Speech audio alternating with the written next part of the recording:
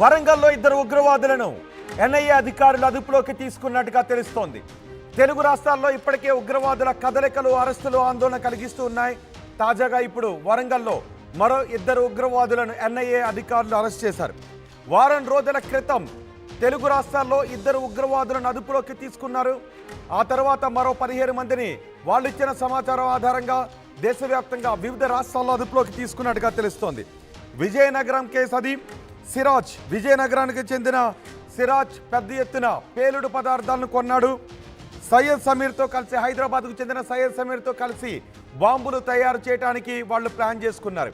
మరో 8 మంది ఆ బాంబులను ఎక్కడ పెట్టాలి అని రెక్కి నిర్వహించడానికి వాళ్ళు ప్రణాళికను సిద్ధం చేసుకున్నారు. సిరాజ్ సమీర్ అరెస్ట్ అయిన తర్వాత ఉగ్రవాదులకు సంబంధించిన చాలా విషయాలు బయటకు వస్తున్నాయి. ఇప్పుడు వరంగల్లో మరో ఇద్దరు ఉగ్రవాదులను ఎన్ఐఏ అధికారులు అదుపులోకి తీసుకున్నారు.